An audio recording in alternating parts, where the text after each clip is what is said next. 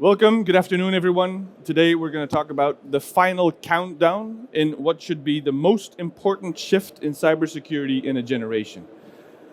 And to do that, we're going to talk about where we are as a company, where we are as Netskope, as a SASE provider. And then we're going to talk about the shift. Then we're going to talk about some demos or show you some use case demos, and then at the end guide you in a SASE transformation.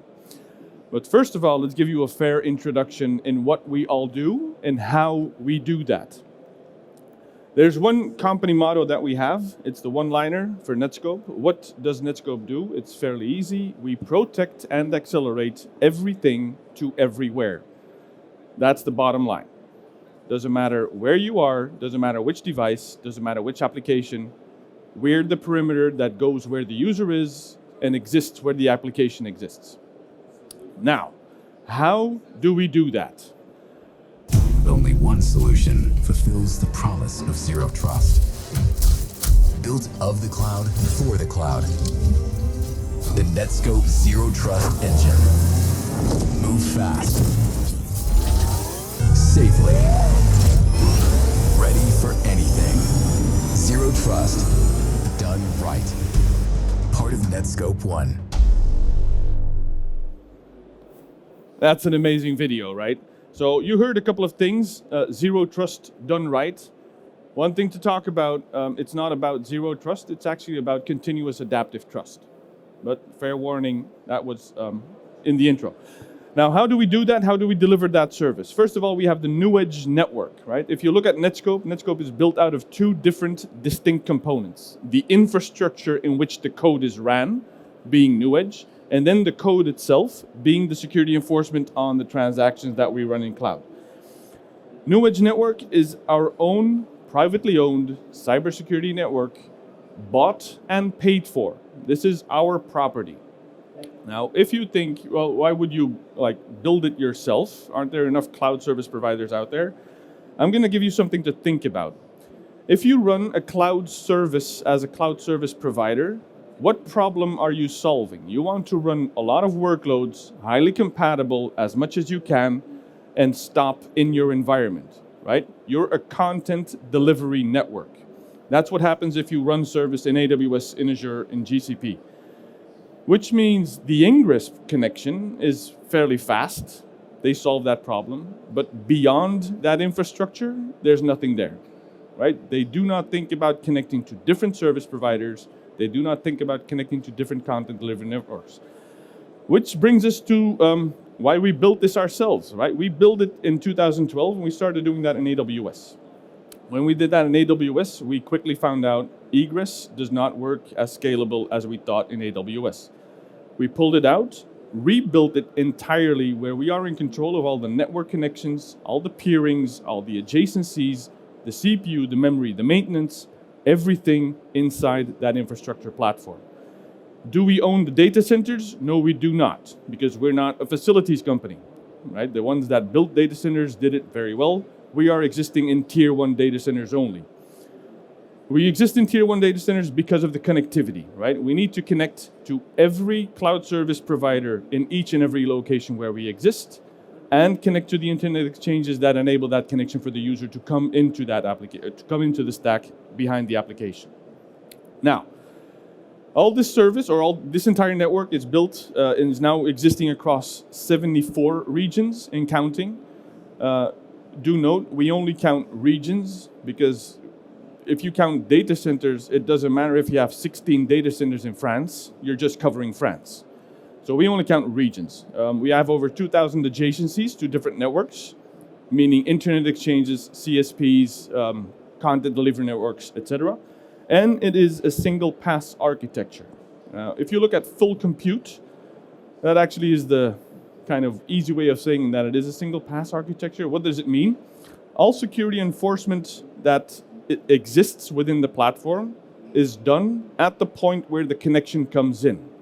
Meaning we do not have to hop from one location to another location to do, for example, sandboxing, or to do, for example, sensitive data triggering, or artificial intelligence monitoring, or machine learning. All of it is run inside a single data plane. Now, two distinct things also. You have a data plane and you have a management plane. Everything that runs through the data plane exists in memory only. All the logging that we have in the management plane is about meta information of that transaction only, right? We do not store content because we're in the world of data protection and data sensitivity, meaning we don't want to become the owner of your data. That's obvious. And we built this ourselves, and that gives us the advantage. We can put service level agreements against it. And one of those service level agreements obviously is the 5 nines for availability. And what others don't have is we have transaction timers for round trip time between our data planes, the application, and back for decrypted and non-decrypted connections. For the non-decrypted connections, it's maximum 10 milliseconds. For the decrypted connections, it's maximum 50 milliseconds. No one else can provide those numbers. Now, what do we run inside this network? Inside the network, we run an entire platform that is built around what we call the Zero Trust Engine, or the Netskope 1 Zero Trust Engine. And figure this as the replacement part for what you used to have as a next generation firewall, as an application proxy, as a CASB, as a VPN. All those different components that your stack built up on, that has become part of a paradigm shift in what we see. And we'll dive into that later. Now, what do we do within the platform? First of all, we have an immense amount of CPUs that exist there. To do what? To do TLS decryption. To do it fast, at wire speed, so that the user does not impact any latency with that connection. Because we do the TLS inspection, we can actually uncover a lot of things within that connection, being the identity, like the user that is triggering or that is performing the action or the transaction within cloud. For example, if you have a guy that logs onto a machine, me at Netskope on my machine, that might not be the same identity that's uploading files into Google Drive. Because I can become someone at Gmail, and when I become that someone at Gmail, the context of the transaction changes. When the context of the transaction changes, that's where data loss happens, right? If I want to have some sensitive information and shift that out into my own personal Google Drive, which is different from my corporate Google Drive, I successfully leaked information. And this is a blind spot for next generation firewalls, because they only see URL categories. Because we can open up the transaction, because we do the TLS, we find the identity, there's a lot of different things that we can do. We can run threats, right? We can run sensitive data protection. We can see what is the content, which is something you cannot do if you do not decrypt that connection. And then in the end, because we know the context of those transactions, we can apply different policy verdicts to those transactions. And we do that not only to the SaaS, to the EAS or the unmanaged SaaS, sanctions IT, et cetera, also to private applications, actually eliminating the VPN requirement, because VPN also is a thing of the past. Now, this system, this Zero Trust engine, this one engine, is commanded by one unified policy. Now imagine you only have to deal with one policy, uniform across all transactions, wherever the user is, wherever the application exists. All managed through one console, all steered by one agent, inside that single path architecture, running Zero Trust principles continuously. And it plays part in an open ecosystem, or what we call one ecosystem. And we'll show that at the end. But also, now that you have the transaction visible, you then can start doing something called digital experience management. Now, what is digital experience management? If you're a network administrator, it's actually called mean time to innocence. Because we can now measure, because we have that one agent, we have one gateway, we have one console, we can start measuring what is the time it takes for a packet to leave your client and reach your Wi-Fi. What is the SSID signal strength? What is the packet loss on the interface? From there on, after that interface, what is the measurement points of the ISP? Is that ISP reporting problems? From there on, up to Netskope, inside Netskope, what is the transaction time for policy enforcement inside your security gateway? And beyond that security gateway, because we are the inline protector, we can also measure inside cloud applications. So we can tell you not only Salesforce is having a tough time, we can tell you the database behind the web page is having a tough time fetching your records. We can identify very granularly where the problem exists, giving you mean time to innocence. And then at the bottom you see borderless SD-WAN. And what is borderless SD-WAN? This is the legacy, this is the replacement part for legacy components that do not support zero trust network access connectivity models. Because the ZTNA connectivity model is built on client to server. How do you solve server to client? Right? You can't do that with ZTNA because a server connecting to a client, there's no identity there, there's no profile there, there's no network connection to the client. That is only solvable by SD-WAN. Now,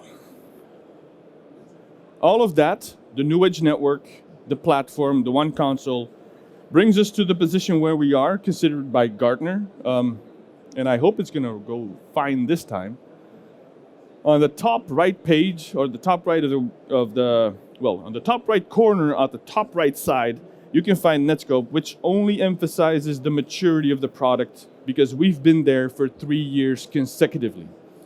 Since the SSE Magic Quadrant came out, we've been part of that top right segment.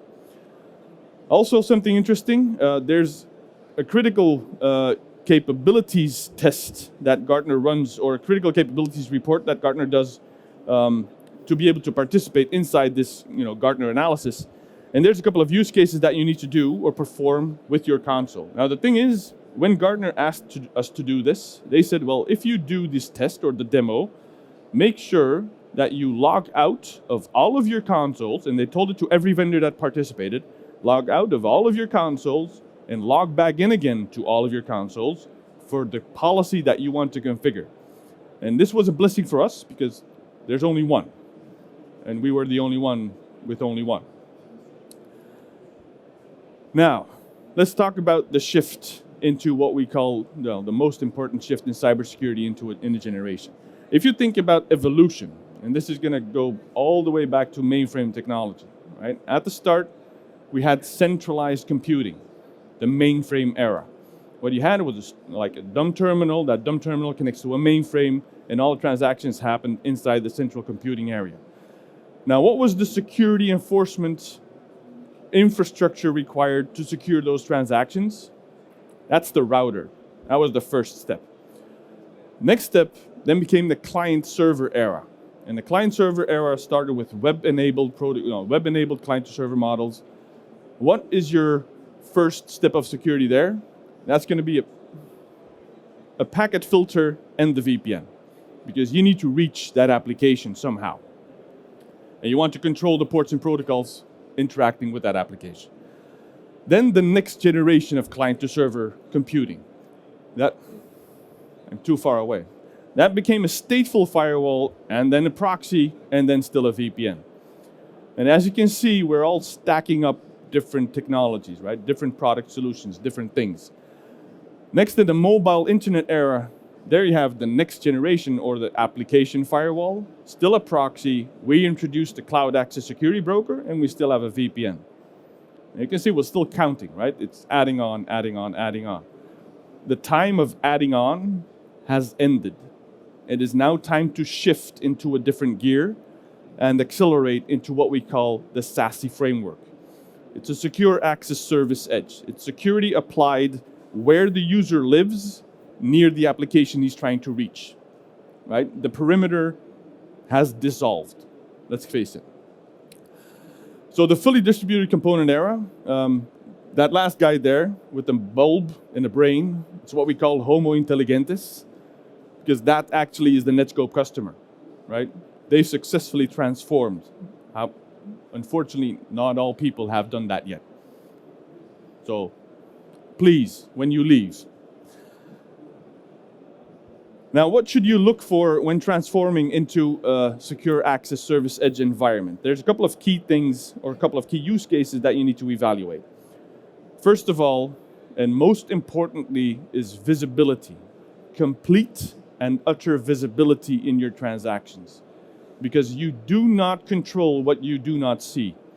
If you have no idea of the content moving between the client and the destination, you have no idea what the context is, or what the actual designation of that transaction is.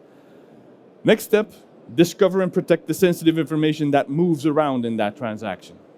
only possible if you decrypt that TLS, if you open up and see inside that connection. And then one of the hot items today, generative AI, because AI is a thing, it's a train, it's unstoppable, it's coming.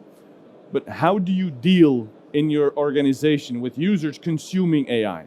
How do you make sure that you can control the information shared with open artificial intelligence systems? Because imagine back in the day, there was a company called Samsung. Someone tried to optimize their code by ChatGPT, and then another guy said, well, how does Samsung solve this problem? And ChatGPT simply responded with what the other guy put in, right? You taught AI how you do your stuff. It's a bad idea. Then legacy VPN replacement, also important part, because I think we all have heard about Ivanti, and the problem there is if you have a VPN termination point, there's a public exposure point that can be exploited. As long as that exists, it will be an exploitable vulnerability, period.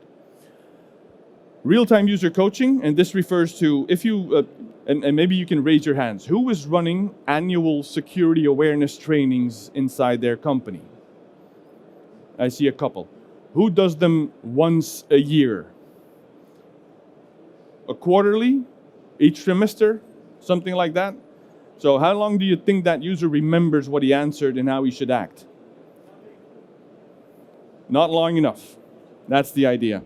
What happens with real-time user coaching is you're instructing that user at the time he's performing the thing that should be considered unsafe. He gets a warning right then, right there.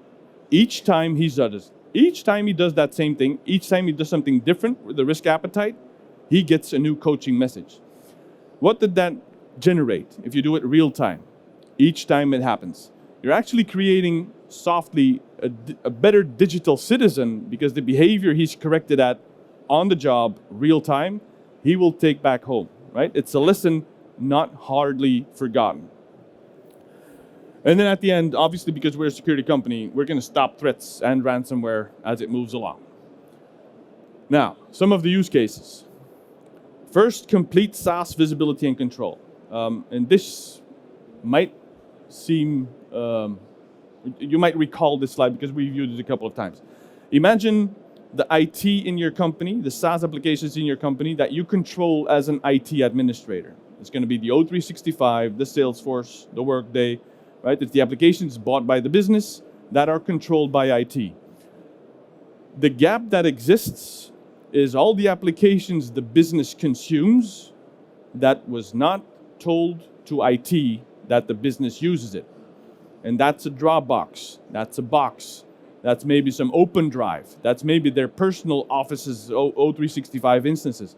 All different applications that IT did not know about, but the business is using them to run the company, right? And this is a gap that exists. And at the end, this is where your controls are today with the next generation firewall and the proxy. It's URL filtering, right? If you do URL filtering, for example, you want to open up cloud storage, do you have an idea how many applications you just silently allowed? And with any activity involved, right? Upload, download, edit, post, share, whatnot. And that's just cloud storage, right? That's an immense data leak gap right there. So how do we solve that? How do we close that gap, right? We do that with what we call the Next Generation Security Web Gateway, or the NG SWG, and the Zero Trust Engine. How does that look like? Well, it's policy evaluation based on risk appetite. As you can see, there's different parts that need to be evaluated for that connection to complete. First of all, we have the identity, right? Think about that user that logged onto the machine that became someone else while accessing a SaaS service. Then the device, right? What type of device is he using? Is it managed, unmanaged? And what is the posture of that device, right? Does he have the latest Intune version? Does he have the latest antivirus patterns, etc.? Next is the location. How can I trust the location where he's logging on from, right? Have I seen that user log on before from that location or not? For example, it might be an anomaly if the user is regularly logging on from Brussels and suddenly comes in from North Korea. It might be an obvious sign of a threat. Then application trust, and that is the risk appetite of the applications you consume, right? Imagine O365, imagine Salesforce, that are low risk applications. But then think about OpenDrive. Has anyone heard about I'd never heard about OpenDrive. OpenDrive is a cloud sharing platform with a risk score of 99 because they don't care about regulations. They don't care about ISO. They don't care about data encryption. They simply don't care. And then instance trust. And this is a big differentiator because the dotted rectangle right there, that actually highlights the part where Netskope differentiates itself from the rest of the application stack. Instance trust is where you need to know, am I sharing my data with my O365 or was it someone else's? Right? How much trust can I put in my customer's O365 or my partner's O365 or my supplier's O365? Maybe I can download data, but I should never upload any data. Maybe I can upload data, but it should never be sensitive data, right? All granularity involved in that is within the instances of those cloud applications. Then the activity, right? Can I upload? Can I share? Can I edit? And I'm talking about those SaaS applications like O365. Imagine it's AWS workspaces. An activity can also be stopping a workload, starting a workspace, rebooting a workspace, all different SaaS application activities that we can check regarding the entire trust cycle of that, of the policy evaluation. And then behavior trust, and this is also an important one because when does someone become an anomaly, right? If you have an insider threat that exists, he will carefully take action. He will be very gently moving data outside of the company. When do you identify that as an anomaly? Obviously, we use AI to do that, right? We identify, we check actual movements of data, and then we forecast using AI what regular behavior should be and what could be an anomaly. And by that, we're not only protecting you from using generative AI, we're also using AI ourselves to make our product even better. And at the end, you can see the data trust is the last block. That is the part where DLP comes in, right? The first 7 blocks, that is data security. Knowing the flow of the information that you have without looking at the information itself. Just the last block is looking at the sensitivity of the data. Is it malicious? Is it sensitive? Is it intellectual property, etc.? And then the action comes. What shall I do with that? Shall I allow or shall I block? And usually it stops there, but no, we could also isolate what to do with that web page that is risky. We can coach the user in his behavior. We can ask for justification. Why are you consuming that application like that? And we can step up authenticate any connection that we see coming, should it validate that, right? The guy coming in from North Korea, if you ask MFA, you step up, providing your cellular phone code, and he actually is in North Korea, it could be a case. So this is how we do that inside complete SaaS visibility and control. That's the first cycle or the first use case. We can report on the same, right? This is how you can see data movement. And as you can see right there, this is my user on that O365 domain where I can be the same user, become a different user, or worse, become an entirely different identity right there, right? And that differs from the guy that logged on to the machine, right? I'm right there, someone completely different. Sharing credentials, possible risk that exists right there. Then, where am I coming from? What is the application I'm consuming? Which instance of application is it that I am consuming? What activity have I performed? And then the worst thing you want to see is how many that's blocked, because that could indicate instances of insider threats. But if you see something going to private, which became a user alert, that could indicate business transactions IT never knew about. All the information inside one report. Then the next one, a short demo. And a short demo about sharing information with generative AI. And it should start. There we go. I'm going to open up a browser and I'm going to browse into ChatGPT. And I'm going to use version 3.5 because I never like paying for stuff. In ChatGPT 3.5, I'm going to ask him a question. And the question will be, just like this guy from Samsung, can you correct or optimize Python code? And he's going to answer me, of course, just give me the script sample and I'll do exactly that. So this is where I, as a very diligent user, will go into my C drive and find myself some intellectual property, some source code written by myself for my company, which should be constrained by all regulations because this is intellectual property.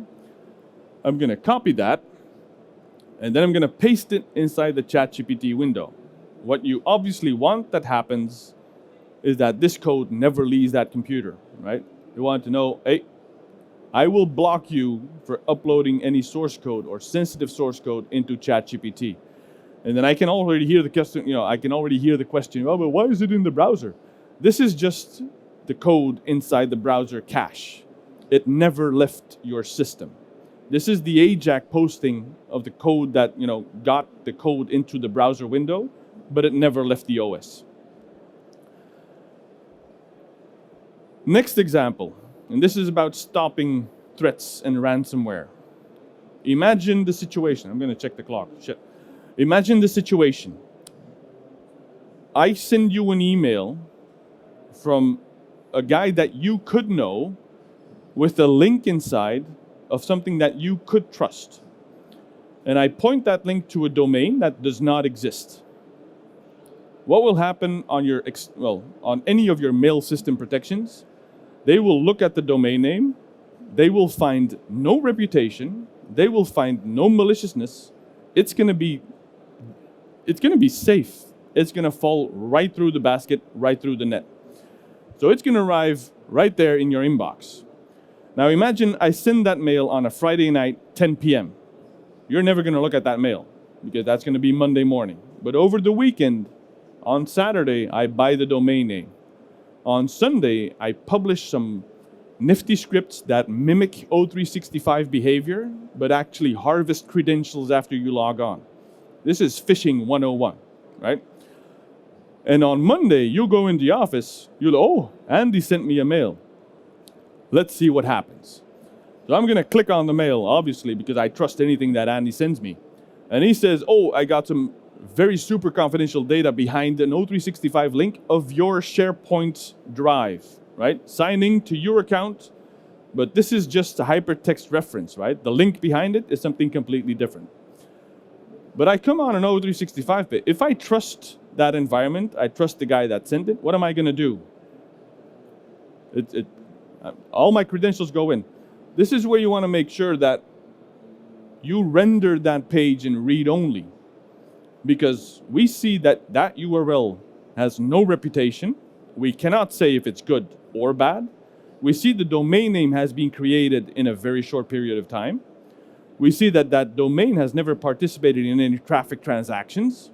So we have no reputation. What do you do with things that have no reputation? You cannot allow, you cannot block, you can only provide what you could be seeing, but in a safe, disposable container, in an isolation box. And hence you stop patient zero from leaking his credentials. Hence you stop the phishing attack. Now, another use case, legacy VPN replacement. And I only have 1 minute left, so I'm going to go very fast. What does this do? You have ZTNA network access, meaning you have a ZTNA broker sitting inside the cloud. You have a publisher which publishes the application access at the application location. That publisher talks to a ZTNA broker, meaning there's no ingress connection to the data center. That's dissolved. It is only an egress connection going down into the Netskope cloud. And you have a client connecting to that same ZTNA broker. Now, if and only if a policy exists for that identity to reach that application, then and only then will a route be published to that client to reach that application. That's the ZTNA approach, right? That's making sure that there is no path unless the authentication has been done before. But what do you do with, for example, a PABX, right? A soft phone. If I have a soft phone on my machine, I can register that phone inside the PBX using ZTNA. But how the hell will that PABX ring my phone? That's going to be server to client. There's no ZTNA path for that. That's where you need SD-WAN. So the network path of that client, wherever it is, should be available. And today you can have that with CPEs or with some endpoint in the SD-WAN connectors. Now, how do we solve that problem? I'm gonna click, there we go. We actually combine that into one. So now you have an order of preference in which the route will take, making the zero trust approach first, and then trickling down to what is considered to be legacy application that does not support zero trust connections. Only in the latter case will SD-WAN be chosen as a network path. Only if the application does not support otherwise. Now, that we had that, and I'm going to go very fast, this is just a visibility on how you could approach into a SASE transformation. It does not have to be that sequence, right? You can choose, well, the first thing you need to know is identify everything you have and everything you are, right? That's step one, knowing what you have. Do the inventory. And then you can start picking, right? Do I want to replace my ZTNA, replace my legacy VPN first, or do I want to engage with getting SaaS visibility and control? Move on there, and at the end, at your path, you will be able to remove that egress firewall, remove the IPS, remove the DNS, and actually have transformed from a legacy architecture into a SASE infrastructure. But SASE is not the only goal. I didn't expect this one. This is combining, right, conclusion, Netskope, power of one, ultimate visibility protection, and phenomenal user experience. But we're not the only ones in the game. We have an entire ecosystem we need to take and play part in. And this is where single vendor approaches for an entire platform might be the limiting factor to your security intelligence, right? It's better to have an open ecosystem that integrates with the technologies you already have than to have to readopt into a single vendor approach. You just need to make sure that all the components you have talk to all the other components you have, just to have enough coverage. And on that bombshell, I have exceeded my time by 3 minutes, which is still fair, but I gave you a fair warning. I never get it done in 30 minutes. Thank you for your time and your attention.